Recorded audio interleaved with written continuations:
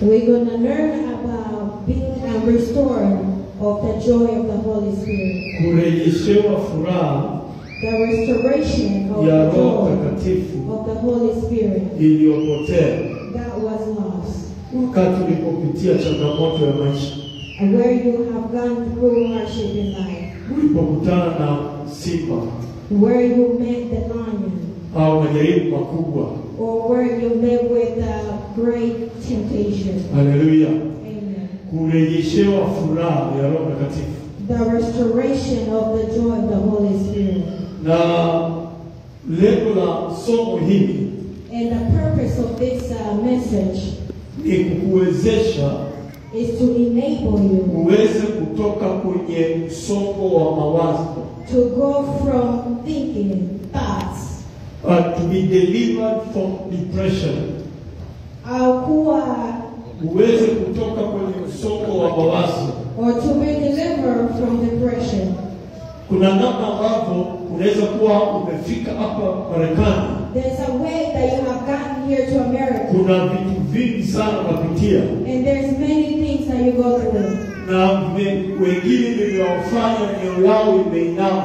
And others have made their heart bend. Their heart has been downcasted. Their hearts have been downcast. Kuna namna fulani umehuzunika. There is a way that you have Maisha yako yamepungua.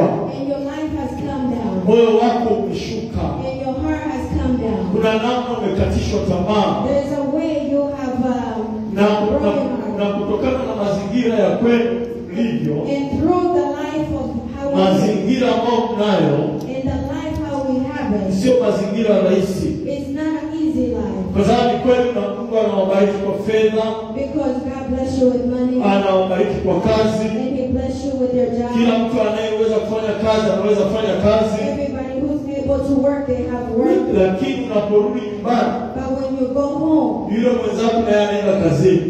your partner goes to work.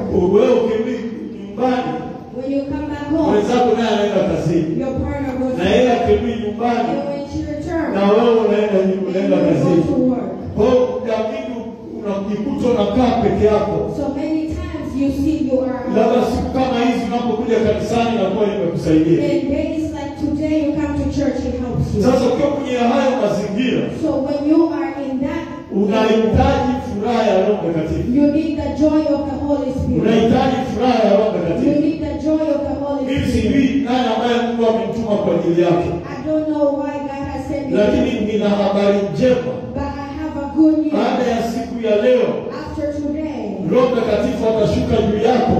the Holy Spirit will Furaha ya Roho come. Mtakatifu itashuka The juu joy yako. of the Holy Spirit will Na come. maisha yako hayawezi kubaki kama yalivyokuwa. And your life is not Katika jina la Yesu in Kristo. the name of Jesus. Asi kama kuna mtu amenisaidia kumpigia Bwana Yesu mapafu na kuelekea. Haleluya. Fungua kitabu kile cha Daniel mlango wa 6. Open your books in Daniel chapter 6. Nitakusomea hiyo habari ya Daniel jinsi ambavyo alipitia mapito. I'm going to read on how he went through this trial. Kulikuwa na vitu vigumu ambavyo Daniel alipitia. There was many hard things that Daniel went Lakini through. Daniel alikuwa anamjua Mungu wake. But Daniel knew his God. Na mimi naamini And katika jina la I Yesu. believe in the name of Jesus Daniel wa leo bado anaishi. that Daniel today is still Daniel wa leo ni wewe na mimi. that Daniel today is Kama kuna still kitu chochote kimeletwa mbele yako utakishinda. If there's anything that Inasema lazima ushinde katika jina la Yesu. Usiweke mzako mwambie leo lazima ushinde. Na kuanzia leo wewe unaenda kuwa mshindi. and today you're going to be Wangapi na mimi wanaenda kuwa washindi? Nasema wangapi na mimi wanaenda kuwa washindi? Ndiye Bwana Yesu mapafu na mzee. Sikasikia mororo. Haleluya. Bwana asifiwe. Leo kutakuwa na siri kuu ya Yesu. Wale ambao wanajua nini nimesema hapa. Kutakuwa na tetemeko la Roho Mtakatifu. Maisha yako hayawezi kukaa kama alivyokuwa. Kama unaamini ungesema amen yenye nguvu. Kwa jina la Yesu. Haleluya. Daniel mlango wa 6 mstari wa 10. Daniel chapter 6 verse 10. Tunasoma mstari wa 10 na mstari wa 15 na 16. I'm going to read verse 10, 15, and 16. Alafu mstari wa 20. And verse 20. Alafu mstari wa 22 mpaka 23. Then 22 to 23. Daniel mlango wa 6. Daniel chapter 6. Tutasoma mistari kadhaa. We're going to read few verses. Ukifika nyumbani unaweza kwenda kusomea wewe mwenyewe. You can read it when you get home. Ile mlango wa 6 wote. The whole chapter 6. Ni habari ya ajabu sana. It's an amazing story. Hallelujah. Amen. Mstari wa 10 anasema, Verse 10 it says, hata Daniel alipojua kuwa yale maandiko yamekwisha kutiwa sahihi, akaingia nyumbani mwake na madirisha yake katika chumba chake yalikuwa yamefunguliwa kukabili Yerusalemu. Akapiga magoti mara 3 kila siku, akasali, akashukuru mbele za Mungu wake kama ilivyokuwa akifanya tokea hapo. When Daniel learned that the document has been signed, he went into his house. The windows in its upper stairs room opened towards Jerusalem. And 3 times a day he got down on his knees, prayed and gave thanks to God, just as he had done before. Verse 15. Ndipo watu wale wakakusanyika pamoja mbele ya mfalme wale waliokuwa wamemshtaki Daniel. Wakamwambia mfalme, mfalme, ujue kuwa ni sheria ya Wamedi na Wajemi lisibadilike neno lolote lililotiwa marufuku wala amri yoyote iliyowekwa na mfalme. Then this man went together to the king and said to him, "You know, your majesty, this is the law of the Medes and the Persians, that no edict or ordinance the king established can be changed." Mstari wa 16, basi mfalme akatoa amri, wakamleta Daniel, wakamtupa katika tundu la simba. Angalia mfalme anaposema, mfalme akanena akamwambia Daniel, Mungu wako, naona hiyo Mungu imeandikwa kwa herufi kubwa mstari wa 16. Mungu wako unayemtumikia daima, yeye atakuponya. So the king gave the order, and they brought Daniel and threw him into the lion's den. The king said to Daniel, "May your God, whom you continually serve, rescue you." Hallelujah. Naye mstari wa 20, naye alipokaribia lile tundu, akamlilia Daniel yule mfalme. Sasa kesho yake anaenda kuangalia kama Daniel ameliwa na simba. Akakaribia lile shimo lile tundu, akamlilia Daniel kwa sauti ya huzuni. Mfalme akasema, akamwambia Daniel, Daniel, mtumishi wa Mungu aliye hai, je, Mungu wako, na hiyo Mungu ndio kwa vifungu, je, Mungu wako unayemtumikia daima aweza kukuponya na simba hawa? When he reached the den, he cried out in anguish to Daniel, "Daniel, servant of the living God." The king said, "Has your God, whom you continually serve, been able to rescue you from the lions?" Mstari wa 23-22, Mungu Daniel akajibu akasema, Mungu wangu amemtuma malaika wake, naye amewafunga makamo ya simba, nao hawakunidhuru. Makamo ya simba hawakunidhuru, kwa kuwa mbele zake mimi nalionekana kuwa sina hatia, tena mbele yako, mfalme, sikukosa neno. My God sent his angel and shut the lion's mouth, and they haven't harmed me. For I was found innocent before him, and also before you, your majesty. I have not done harm. Na mstari 23 ambao ni mwisho, Biblia inasema mfalme akafurahi sana. Sema mfalme akafurahi sana. Akaamuru amtoe Daniel katika ile tundu. Ndipo Daniel akatolewa katika ile tundu, wala dhara lolote alikuonekana mwili wake, kwa sababu alikuwa anamtumaini Mungu wake. The king was overjoyed and gave an order to take Daniel out of the lions. When Daniel was brought up from the den, he was found to be unharmed, for he trusted in his God. Amen. Bwana asifiwe. Praise God. Bwana asifiwe. Praise God. Nataka nianze kwa kukuambia, I just want to start to tell you, ya kwamba haijalishi watu wamekupeleka kwenye shimo gani, It does not matter people have taken you to what kind of dance. Habari njema ni kwamba Mungu atakuwa pamoja na wewe. But God will be with you.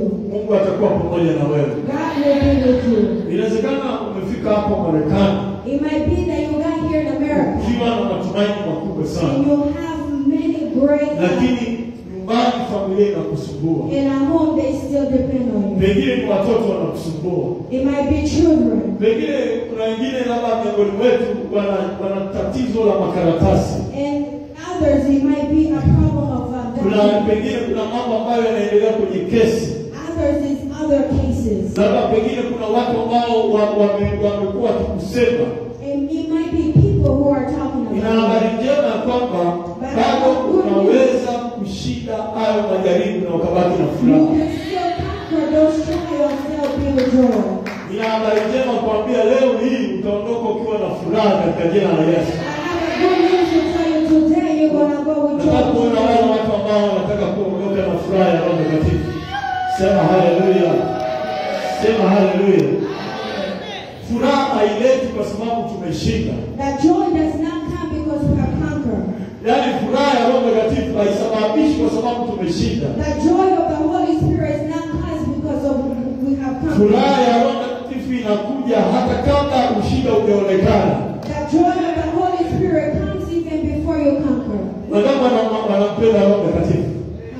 Na ndio maana mtu ambaye Roho Mtakatifu ana mahusiano na yeye mazuri. And that's why the person who have a good fellowship with the Holy Spirit. Unapokuwa na ushirika mzuri na Roho Mtakatifu. When you have a good fellowship with the Holy Spirit. Unaweza kuwa unapitia mambo sana. You might go through hardship. Yanahusiana na immigration. That might go with yanahusiana na makaratasi. And the papers. Inawezekana unapitia vitu vigumu. You might go through. Lakini Roho Mtakatifu ukimpatia nafasi. But still when you give a place to the Holy Spirit. Moyo wako utamiminika furaha. Your heart is going to be filled with wakati nilipokuwa ninaomba. And when I was praying. Na kujiandaa kuja hapa Kentucky. Preparing to come here in Kentucky. Hapa Kentucky. Here in Kentucky. Mungu akaniambia nenda kafundisha watu wangu habari za furaha ya Roho Mtakatifu. God told me go tell my people. Ndio maana nina ujasiri. Ndio maana nina ujasiri. That's why I'm kwa sababu ninaamini kabisa kuna watu walikuwa na huzuni. Because I believe there are people. Lakini kuna zawadi ambayo nimekuletea. But there's a gift that I brought. Hapo ni ya ujumbe wa Roho Mtakatifu. And that is the message of the Holy Spirit. Kuanzia leo moyo wako hautainama tena.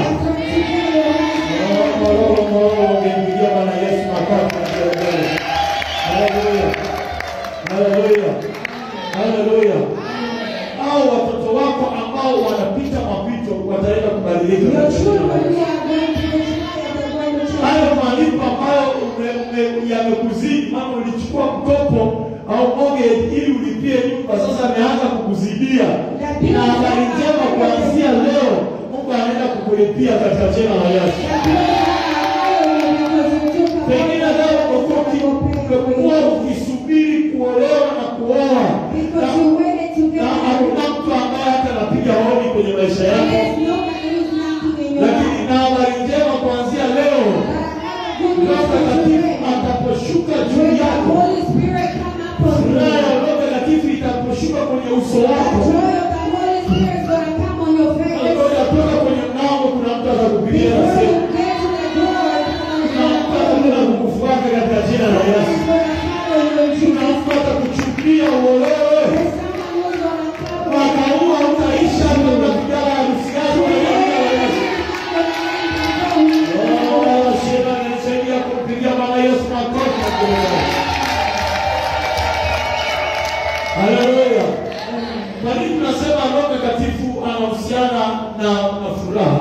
So we say the Holy Spirit has a relation with joy. Kwa nini kuna mahusiano mazuri kati ya Roho Mtakatifu na furaha? Because there's a relation between the Holy Spirit and joy. Inatokana na neno lake. It depends with the word. Inatokana na neno lake. It comes with the word. Angalia kitabu kile cha Yakobo mlango wa kwanza mstari wa 2 mpaka wa 4. Look in James chapter 1 verse Yakobo mlango wa kwanza mstari wa 2 mpaka wa 4.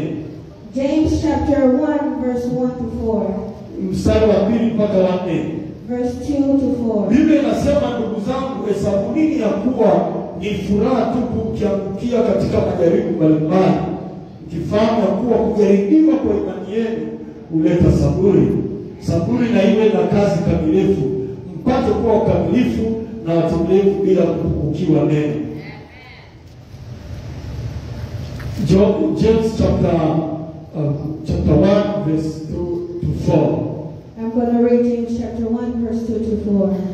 Consider it a great joy, my brother and sister, whenever you experience variety of trials, because you know that the testing of your faith produces endurance. And let endurance have its full effect, so that you may be mature and complete, lacking nothing. And let endurance have its full effect, so that you may be mature and complete, lacking nothing. Amen. Kibibilia kuna mambo manne ambayo nataka uyajue. In the Bible, there's two things I want you to know. Kwanza kuhusiana na furaha. About the joy. Na hili andiko ambalo tumetoka kulisoma. And this word that we just read. Utaona kwamba furaha ni sheria ya roho. You're going to see that joy is the law of the Spirit. Biblia inasema furahi unapoangukia kwenye majaribu. It said, consider it joy when you fall into trials. Ni sheria ya kiroho. It is a law of the Spirit. Ndio tunataka kumwambia jambo la kwanza ni sheria ya kiroho. So your brother, joy is the law. It's a spiritual law. It is a spiritual law. Kitu cha sheria ya kiroho. It is a spiritual law. Wewe ulioko hapo naye msikilize. So you who are here who's listening to swala la kuwa na furaha si swala la hiari. To have a joy is not something that is just common. Yaani pale ulipo unahuzunika sio fungu lako. So where you are in pain is not your is not your portion. It's not your portion. Furaha ya kiroho ni sheria ya kiroho. It is a spiritual law. Furaha ya kimungu ni sheria ya kiroho. The joy of God is a spiritual law. Anasema ndugu zangu, hesabuni ya kuwa ni furaha tupu mkiangukia katika majaribu. He said, count it as a great joy when you fall into a variety of trials. Inawezekana ndugu yangu uko hapa, moyo wako umeinama. Nimekuja kukuamsha mtu wa Mungu. I have come to tell you. Inuka tena ukarudie furaha yako katika jina la Yesu. Sema haleluya. Jambo la pili ambalo nataka unijue. The second thing that I want you to know. Kuhusiana na Biblia inapozungumza kuhusiana na furaha. About what the Bible says about joy. Furaha inaongeza nguvu kwenye maisha yetu. Joy produces endurance in our life. Inawezekana unauliza Pastor Jesse imeandikwa wapi? It might be, Pastor Jesse, where is it written? Kwenye kitabu cha Nehemia mlango wa 8 mstari wa 10. In Jeremiah chapter 8 verse 10. Nehemia mlango wa 8 mstari wa 10. Nehemiah chapter 8 verse 10. Biblia inasema kisha akawaambia, enendeni mle kilichonona na kunywa kilicho kitamu, tena mpelekeni sehemu asiyewekwa kitu. Alafu akasema kwa kuwa furaha ya Bwana ni nguvu zetu. Sema furaha ya Bwana ni nguvu yangu. The joy of the Lord is your strength. Sema furaha ya Bwana ni nguvu yangu. Say the joy of the Lord is my strength. Unapo umepungukiwa nguvu, natamani nguvu ishuke ndani ya maisha yako. How many have no strength and they need strength? Furaha ya Roho Mtakatifu inaleta nguvu kwenye maisha yako. The joy of the Holy Spirit brings strength in your life. Unataka kuona furaha, unatakiwa kama unataka kuona umuhimu wa furaha, tafuta kujua umuhimu wake ambao ni nguvu. If you want to know the benefits of joy, know the source of his strength. Sema haleluya. Sema haleluya. Sema haleluya. Anasema furaha ya Bwana ni nguvu yangu. He said the joy of the Lord is my strength. Furaha ya Bwana ni nguvu yangu. The joy of the Lord is my strength. Sema haleluya. Hallelujah. Sasa Roho Mtakatifu alipokuja hapa duniani, So when the Holy Spirit came here on earth, aliletwa kumwakilisha Yesu. he came to show Jesus. Na ndio maana wakati Yesu hayupo alisema nitawatumia msaidizi And mwingine. that's why Jesus is not here. He said, I'm going to send a helper. Kwa hiyo kama anasema furaha ya Bwana ni nguvu yangu, So if he said the joy of the Lord is my strength,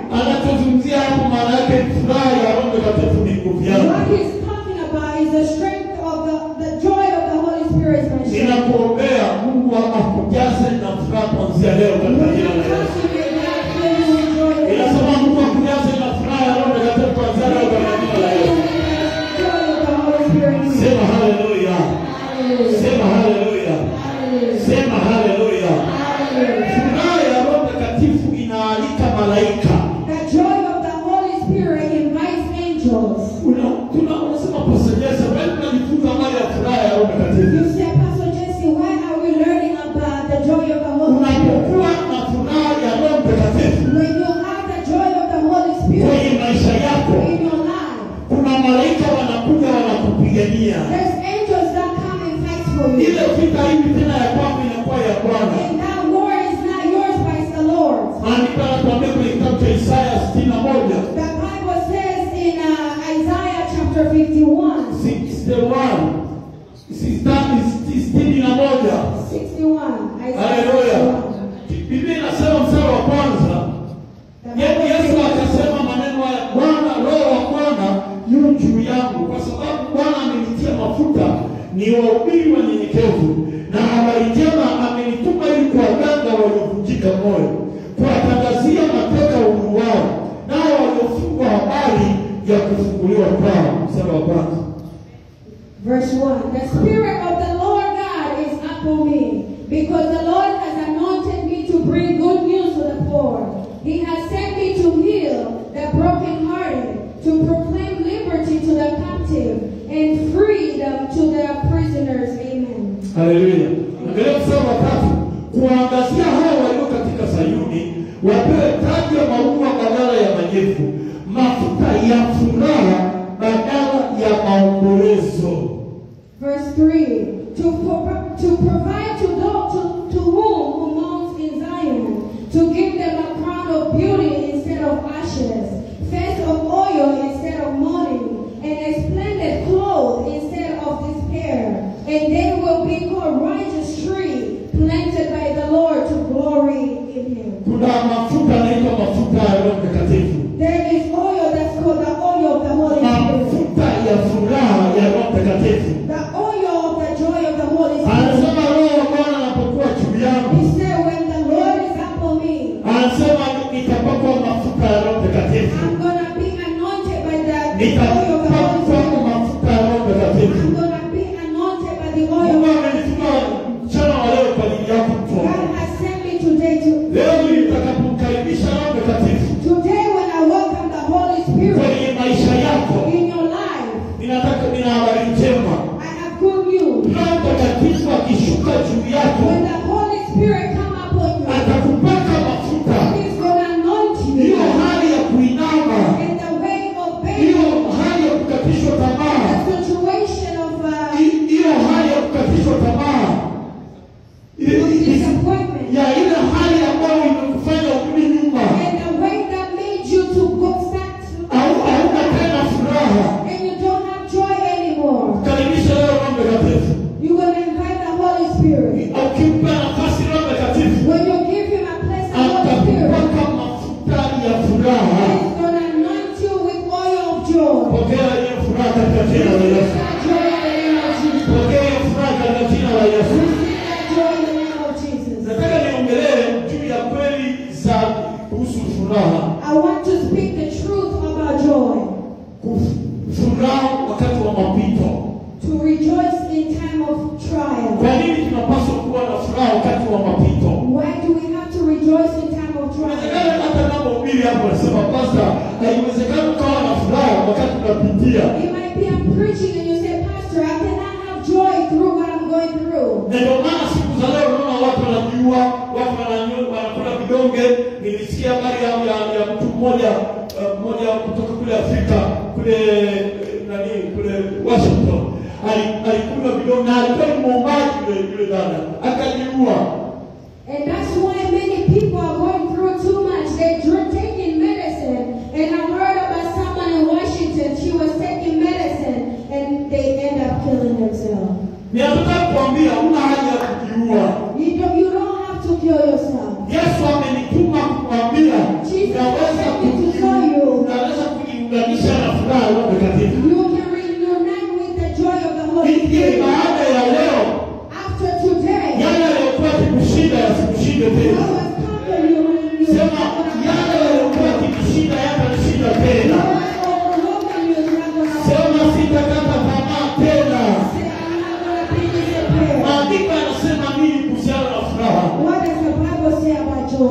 Wangapi wanatamani kusikia hilo jambo? How many want to hear? Zaburi ya 23 mstari wa 4 na 5. Psalm 23 verse Mstari wa 4 na 5. verse 4 and 5. Biblia inasema namu ya kupita katika bonde la uvuli wa mauti sitaogopa mabaya, kwa maana wewe upo pamoja nami. Fimbo yako na gongo lako vinifariji.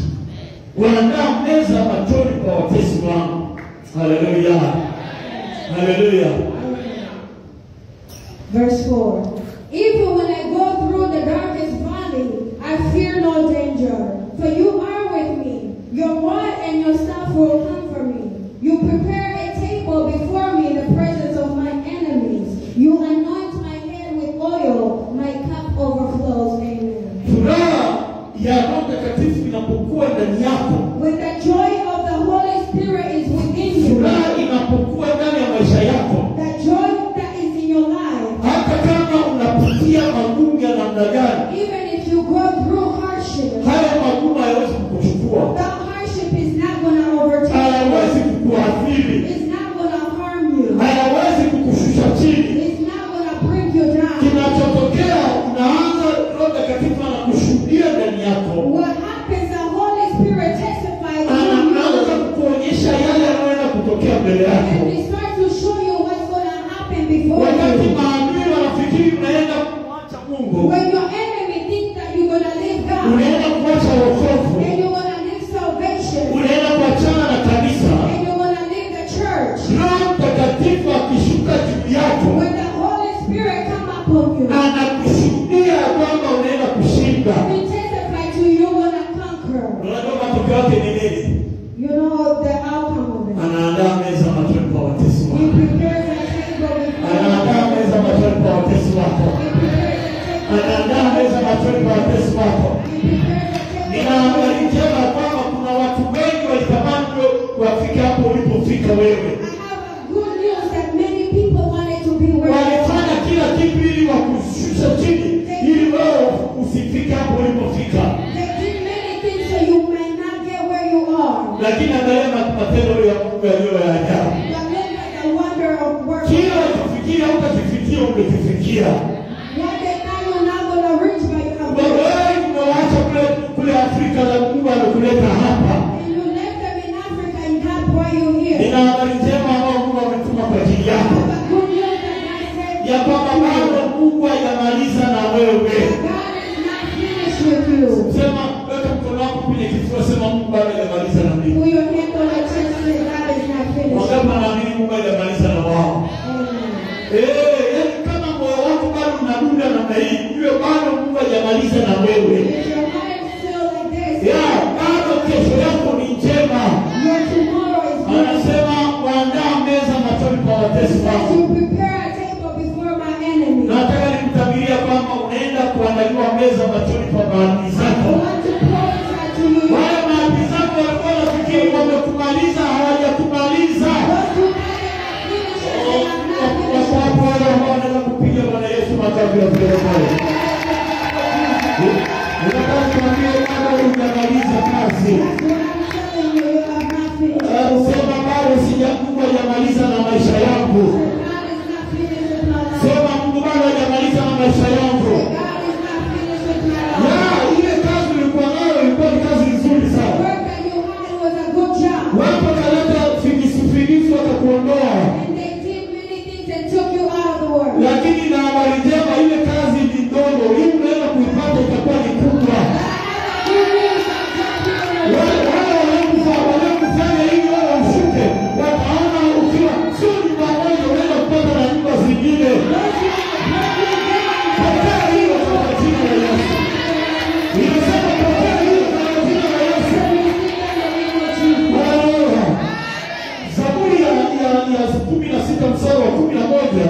Psalm chapter 16 verse 11. Biblia inasema utanijulisha njia ya uzima. The Bible says you will reveal the path of life. Mbele za uso wako kuna furaha tele. In your presence is abundance of joy. Mbele za uso wako kuna furaha tele. In your presence is abundance of joy. Hizi furaha haitegemei mambo unayoyapitia. Joy does not depend on what you go through. Furaha inapatikana kwa Roho Mtakatifu. Joy is received through the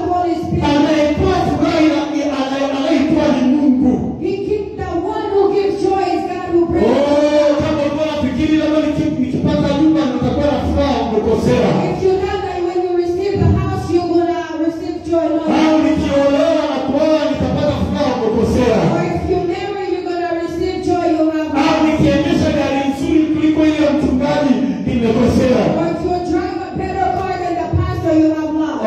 Nataka kuambia furaha ya kweli inatoka kwa Roho Mtakatifu. Wewe unaweza kuwa na gari ukiwa na Roho Mtakatifu na furaha. Ninakuambukiza kwa maombi, pokea roho ya furaha katika jina la Yesu. Pokea roho ya furaha katika jina la Yesu. Wale wasio nisaidia kupiga Bwana Yesu makofi na kelele. Haleluya. Isaya 12 mstari wa 3. Verse 12 and 13. Isaya 12 mstari wa 3. Isaiah chapter 12 verse 3. Biblia inasema kwa furaha nitachota maji katika visima vya wokovu. The Bible says, Therefore with the joy I shall draw water out of the well of salvation. Amen. Kwa anasema kwa furaha nitachota maji katika visima vya wokovu. Therefore I will draw water from the streams of salvation. Sio unajua kwamba unapokuwa na furaha I don't know when you have joy. inakuunganisha na kisima cha furaha. Unites you with the well of Hicho joy. kisima cha furaha kinakuletea wokovu. And that well of life, it brings you joy. Sababu anatamani kupata wokovu kwenye maeneo mbalimbali kwenye maisha I yao. want to receive salvation from Mimi you. nakufundisha kitu ambacho pengine hujawahi kukisikia. I'm teaching you something maybe you haven't heard. Kuna nguvu ya furaha. There is a power of joy. Ndani ya furaha, And through joy, furaha ni kama ndoo. joy is like a bucket. Furaha ni kama ndoo Joy is like a bucket. ambayo unaenda nayo mtoni kuchota And maji. you go with it to the river to get Haya water. maji sio ya kawaida. And that water is not normal Haya water. maji yalipo wokovu. That water has salvation. Inawezekana kweli watoto wanakukatisha tamaa. It might be that your children Hawakusikilizi tena. they do not listen to you no more. Inawezekana mwili wako pamoja na kutengeneza lakini bado umepewa taarifa mbaya na daktari. It might be your body, even though you fix it, you have received bad news. Nina habari njema, chukua ndoo ya furaha. Have a good news, check the Bible. Nenda kwa mto wa wokovu. And go to the river of salvation. Furaha ni ndoo inayokupeleka kwenye wokovu. Joy is the one that took you to salvation. Anasema pastor, umeisoma wapi? Umeisoma hapa sasa Let's hivi. read it. Let's read it. Anasema hivi, basi kwa furaha mtachota maji katika visima vya wokovu. With joy, I will withdraw water from joy. Anasema therefore joy shall draw water out of the well of salvation. Haleluya. Alafu anasema paseni sauti, mstari wa 6. Paseni sauti, pigeni kelele, ewe mkazi wa Sayuni, kwa kuwa mtakatifu wa Israeli ni mkuu kati yako. And in verse 6 says, cry out and sing, citizen of Zion, for the Holy One of Israel is among you in his greatness. Haleluya. Amen. Wangapi wanaamini Mungu yuko katikati yetu? Chukua ndoo ya furaha kuanzia leo. Take the joy of bucket. Sema ninakataa kuhuzunika tena katika jina la Yesu. Say, I refuse to. Sitakatishwa tamaa. Simama hapo, sema maneno mara 3, sema sitakatishwa tamaa tena. Simama. Jitamilio, usisubiri na ndio kutamilio. Sema sitakatishwa tamaa. Sema mara 7. How never give up. How be happy in the name of Jesus. Sitakatishwa tamaa tena katika jina la Yesu. Alafu mpige Bwana Yesu makofi. Sema sitakatishwa tamaa. Unajua nini kinatokea? Ninakuona katika ulimwengu ambao umebeba ndoo refu. Kuna wokovu unakuja kwako katika jina la Yesu. Ongeza kukaa kidogo katika jina la Yesu. Haleluya. Haleluya. Mungu anataka sisi tuwe na furaha. God wants us to be with joy. Kwenye kitabu kile cha Nehemia, Zefania mlango wa 3 mstari wa 17. Zefania chapter 3 verse 7. Zefania mstari wa 3 mstari wa 17. hapo shujaa awezaye kuokoa. Atafurahi juu yako kwa furaha. Atafurahi, Mungu mwenyewe anaimba kwa furaha, sema atafurahi juu yako kwa furaha. Atakutuliza kwa upendo wake. Ataimba kwa shangwe juu yako. Anasema atafurahi kwa juu yako kwa furaha. Sema haleluya. The Lord thy God in the midst of thee is mighty. He will serve you. He will rejoice over thee with the joy. Mungu anapokaa pale mbinguni, when God comes from heaven, anapokaa pale mbinguni, when he sits in heaven, ana mawazo mazuri kuhusiana na maisha yako. He has good thoughts because of Na you. ndio maana mwalimu anasema usijisumbue kwa neno lolote. And that's why the teacher says, Bali kwa kila neno kwa kusali na kuomba, with everything, with prayer, na haja zako zijulikane mbele za Mungu. and your petition be known to God. Mungu alituma kukuambia. God has sent me to Mungu tell you. hapendi wewe uhusunike. God does not want your heart Kwa sababu yeye anao uzima. because he has life. Yeye anayo furaha. He has joy. Na ndio maana hata anapoona unapitia majaribu mbalimbali And that's why when he see you go through kwenye maisha yako, in your life, yeye anafurahi kwanza, alafu anakupigania. he rejoices when he's fighting for you. Anasema basi umeiona wapi hiyo? Say, Pastor, where did you see it? Angalia kwenye kitabu kile cha Isaya mlango wa kwanza. We're going to see it in Hallelujah. chapter 1. Haleluya. Sema lazima nifurahi leo katika jina la Yesu. Say, I must rejoice. Mimi sijakuletea Kiswahili hapa. I have not brought you Swahili. Sijakuletea Kiswahili hapa. I have not brought you Swahili. Sijakuletea mambo ya Tanzania. I have not brought you things from Nimekuletea habari njema ya Yesu. Nimekuletea habari njema ya Yesu. Wangapi wanapenda neno la Yesu? Wangapi wanapenda neno la Yesu? Angalia kitabu kile cha Isaya mlango wa kwanza. You're going to see Isaiah chapter 1, Mlango wa kwanza mstari wa 24. verse 24. Anasema kwa hiyo asema Bwana wa majeshi, Therefore the Lord God of armies says, mwenye enzi wa Israeli, the mighty one of Israel, nikapata faraja kwa hao wanipingao. I will get even war with those who take revenge. Nikapata furaha kwa faraja kwa hao wanipingao. I will get even with those who avenge, Alafu nitatoa kisasi kwa adui zangu. and I will take revenge against my Yaani enemies. ni kwamba kama unapokuwa unapitia kabla ya kupigania, Bwana anafurahi. It says when God is fighting for you, he rejoices. Wewe unafikiri Mungu amekusahau? You think that God has forgotten. Mungu hajakusahau. No, God has not forgotten. Nasema Mungu hajakusahau. God has not forgotten. Mungu hajakusahau. God has not forgotten. Inasema Mungu hajakusahau. God has not forgotten. Mungu anafurahi kwamba unapitia kwa sababu anaenda kukupigania kupita kawaida. God rejoices what you're going through because he's going to fight for you. Nasema Mungu anaenda kukupigania. I said God is going to fight Pigia for Bwana you. Yesu makofi ya kilegani. Anasema nitapata faraja kwa hao wanipingao. It says I will take revenge to those. Nitapata faraja kwa hao wanipingao. I will receive comfort from those who are against me. Sema haleluya.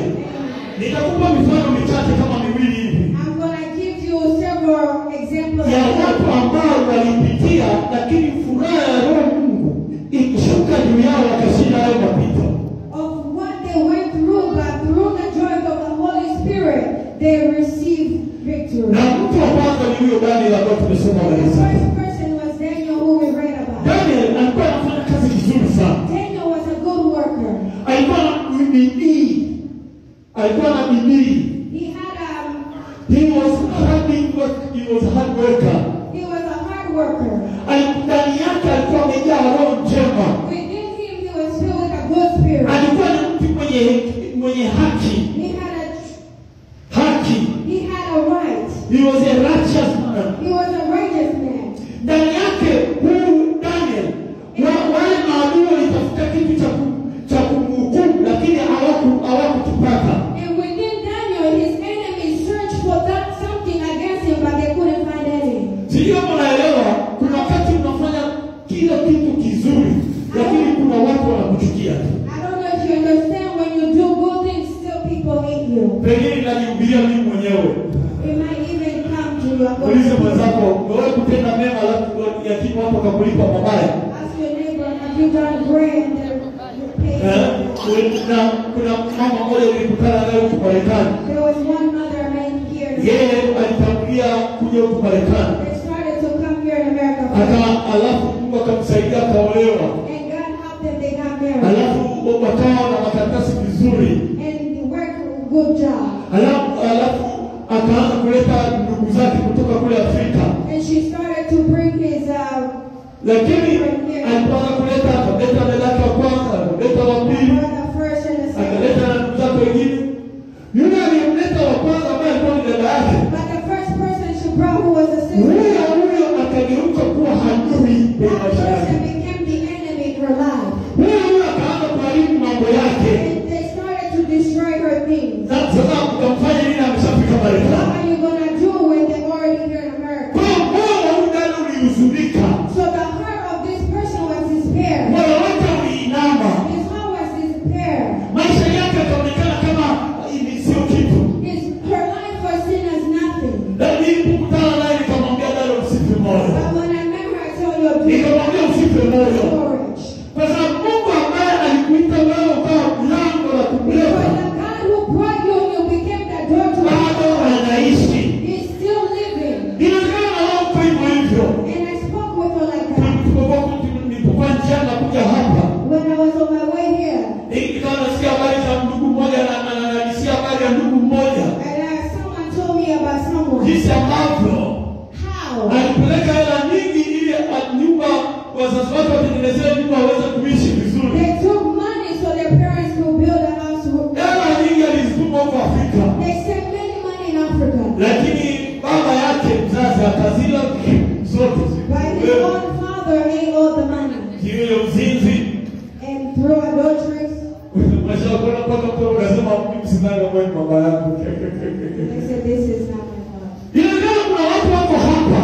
And there's people here. Ukifikiria wewe ulizopeleka Afrika. If you think of the money you took to Africa. Pengine ungekuwa labda na nyumba mbili tatu hapa You Marekani.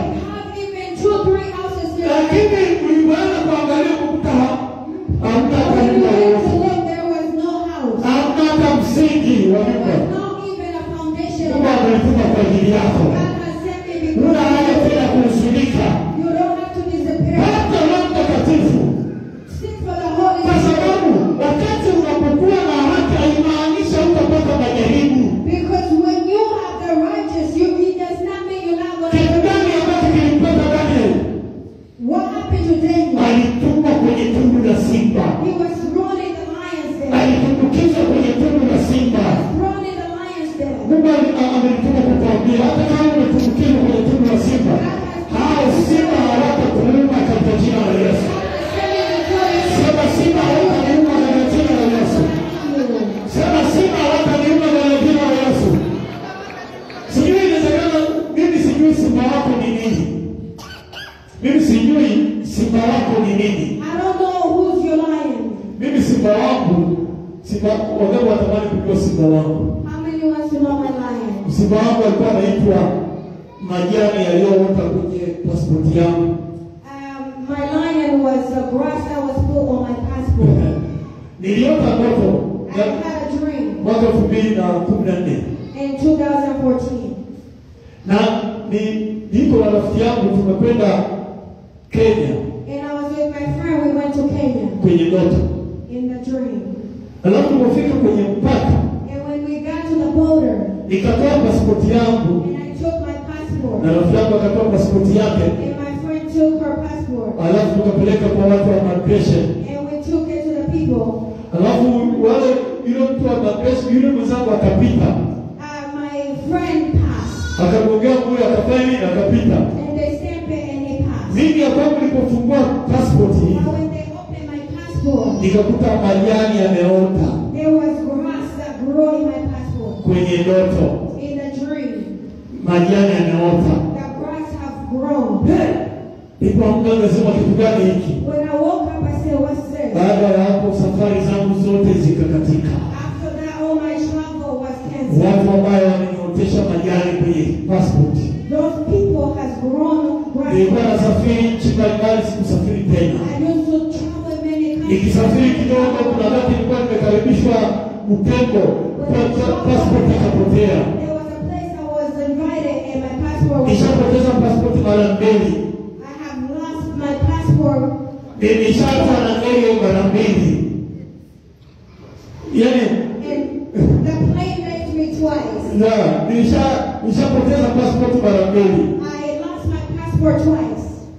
Lakini ni kitu gani kilikuwa kinaendelea?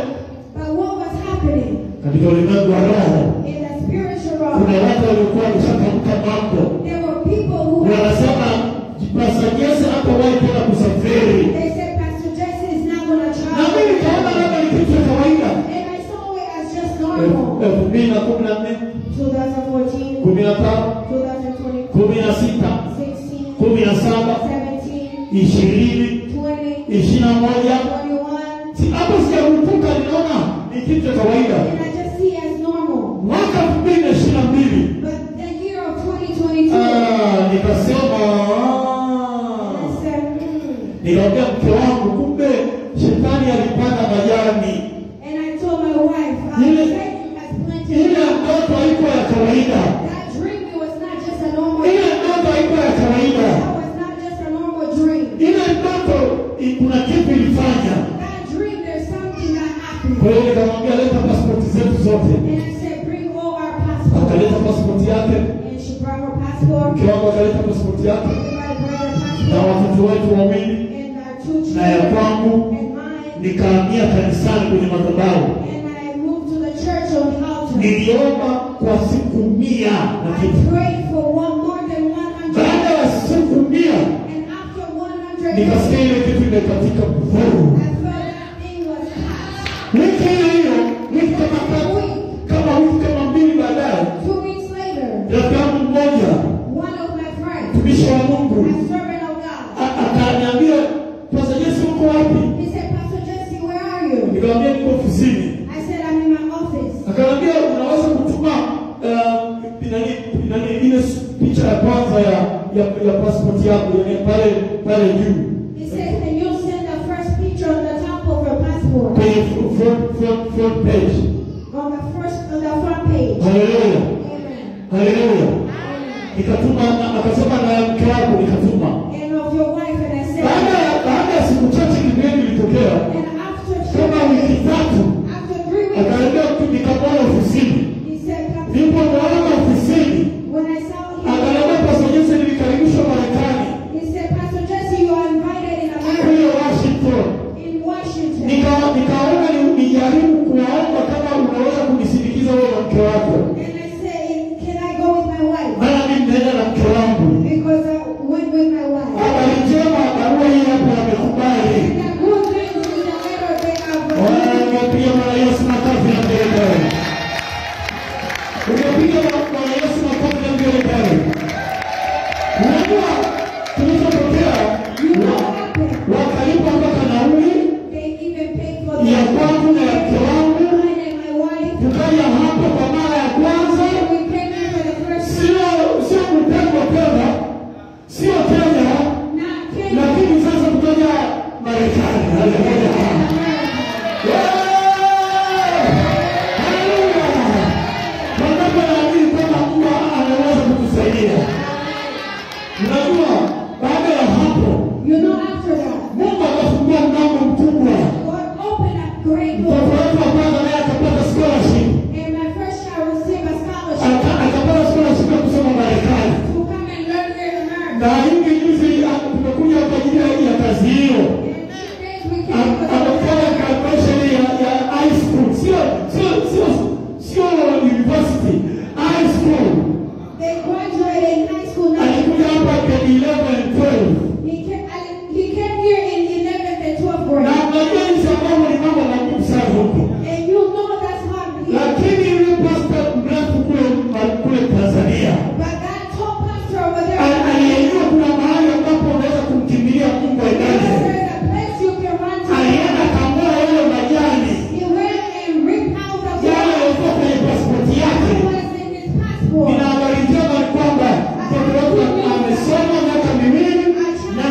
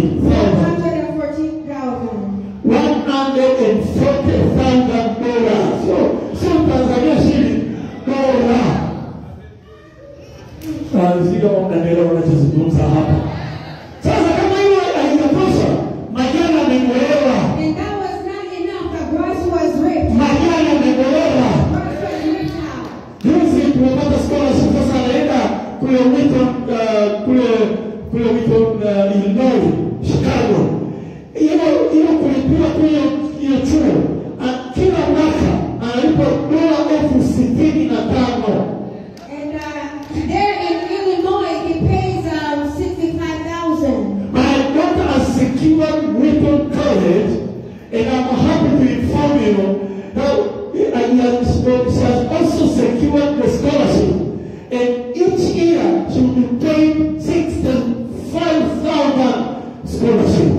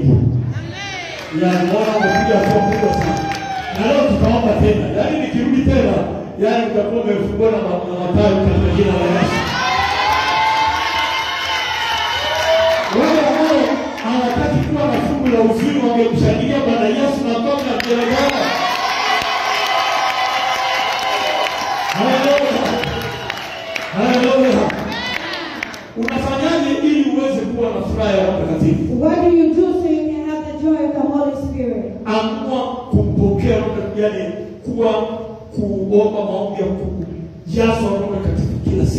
Decide to pray the prayer of being filled with the Holy Spirit every day.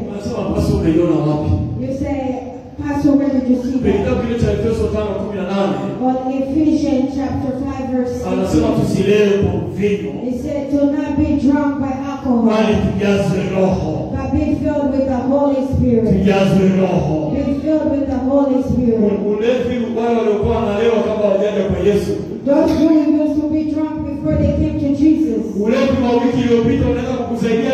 Does the drunkenness of last week will help you today? What you drunk last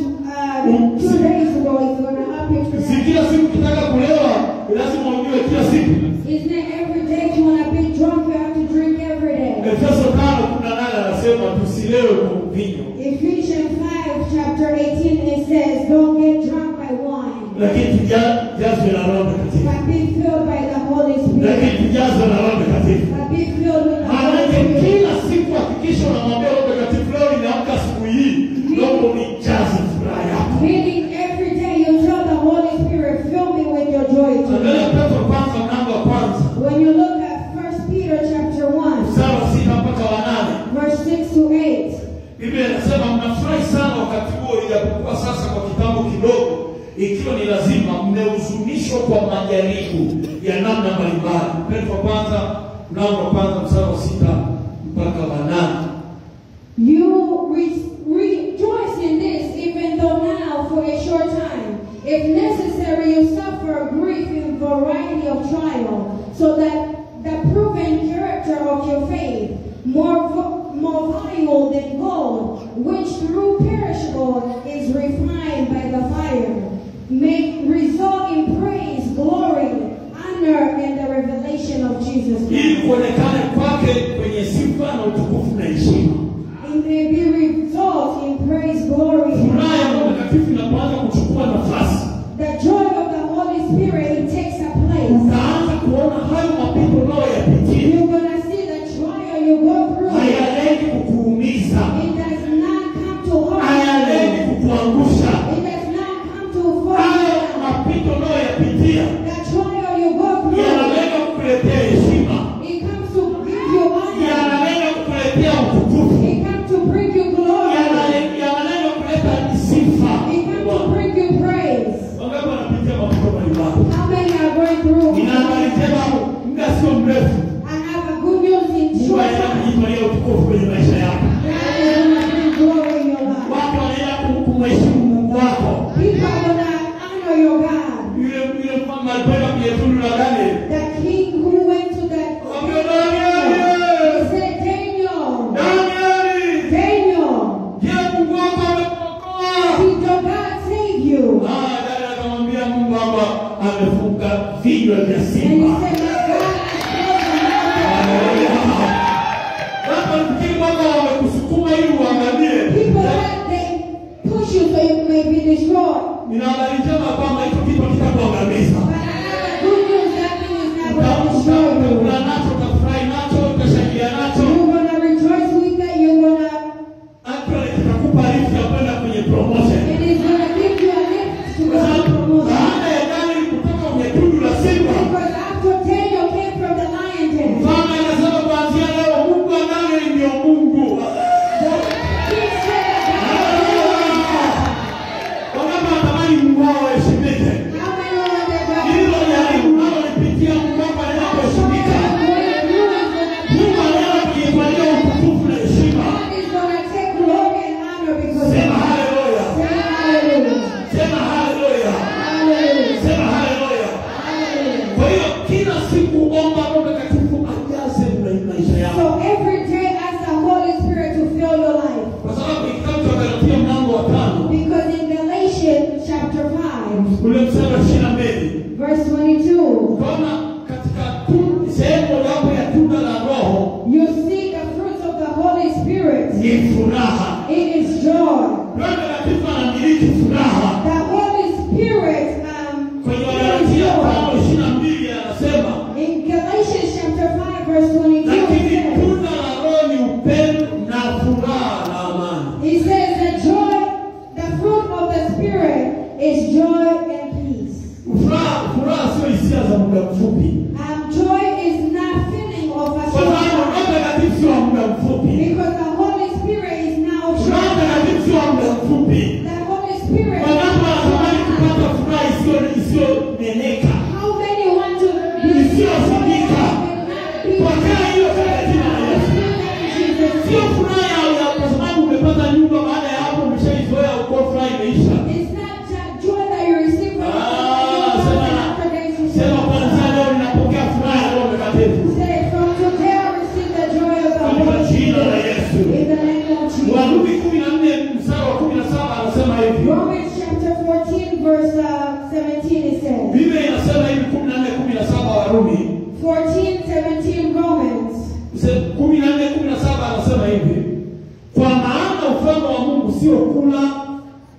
sio kunywa, bali ni haki, amani na furaha katika Roho Mtakatifu. Oh, hallelujah. Hallelujah. For the kingdom of God is not meat on meat and drink, but in the righteousness and peace and the joy in the Lord, in the Holy Spirit. Hallelujah. Wangapi wanatamani furaha ya Roho Mtakatifu? Omba kila siku, mwambie Roho Mtakatifu, mbona hiki kitu nataka kunipunguzia Mungu, nijaze kwa furaha. The Holy Spirit fill me with joy. Kila siku. Every day. Utashangaa maisha yako yanajawa na Roho Mtakatifu. You're going to be amazed your life. Wangapi wamenielewa nilichozungumza hapo? Sema haleluya. Hallelujah. Naomba usimame pale ulipo. Stand where you are. Simama pale ulipo. Mimi sijui, nataka tuombe kwa ajili ya watu mbalimbali. I want us to pray for many people. Inawezekana una kitu unachopitia. It might be something you're going through. Inawezekana ni issue ya makaratasi. It might be the problem of documents. Au una kesi fulani kwenye hiyo kesi hujui inaenda namna gani. Or you have a case and you don't know how it's going or progressing. Inawezekana kuna issue ya kifamilia. It might be an issue of the family. Hamna maelewano mazuri, kwa hiyo umekosa amani. There's no good relations, so there's no peace. Inawezekana kuna pressure kubwa ambayo unaipata huko nyumbani ulipotoka Afrika. It might be a great pressure that you receive from home in Africa. Katika siku kama ya leo, And in days like today, ambao tunahitaji kujaza nguvu za Roho Mtakatifu, where we want to be filled with the Holy Spirit, wakati tunataka kujazwa na nguvu za Roho Mtakatifu, when you want to be filled with the Holy Spirit, nina habari njema tukwenda kukuombea hapo. I want to pray for you. Roho Mtakatifu atashuka juu yako. And the Holy Spirit. Wangapi wanaamini Roho Mtakatifu yuko hai? How many believe the Holy Spirit? Nasema wangapi ambao wanaamini Roho I Mtakatifu said, yuko how hai? many believe the Holy Spirit? Nataka usogea hapa. I want you to come forward. Unapitia vitu ambavyo yanakukosesha amani. If you're going through trial and you don't have joy, Unahitaji maombi, sogea hapa. and you receive one prayer, come forward Sogea hapa mbele. so I can pray for you. Mama. Ukifika hapa simama. And when you come here, stand. Unayopita mbalimbali, una amani, watu wanaona unacheka, lakini hata unafikiria namna ya kujiondoa. You're going through trial, people see you smiling, but you even desire to be gone. Shetani amekufanya na kukuonyesha kama kwamba wewe hufai. Satan has shown you that you are of no value anymore. I have a good news that you are valuable before God. You are very valuable before God. You are very valuable before God. The Holy Spirit is going to do very great things today. I'm going to ask a pastor to come and help. You andika yale mambo ambayo yalikuwa yakikusumbua.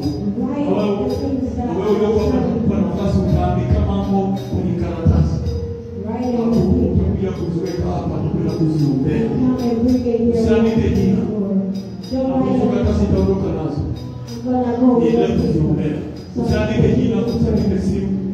Andika mahitaji yako. Barua yako kwa Yesu. Yale ambayo unaona kabisa imekuwa mlima. The one you see as a mountain. Wangapi wanajua maana ya mlima? How many know the meaning of a mountain? Mungu huyu ambaye tunamtumikia. The God that you serve. Huyu ambaye amemwokota kwa Jesse. The one who have brought to Jesse. The one who has collected Jesse from the humble beginning. The one who has collected Pastor Jesse from a humble beginning. Na wewe ambaye Mungu alikutoa kwenye vumbi. And you who God have taken you from dust. Wewe ambaye unajua kabisa unakati kuna hata chakula. And you know there's a place you didn't have food. Rafiki yangu mmoja akaniambia, mtumishi wa Mungu, rafiki yangu mmoja hapa Marekani akaniambia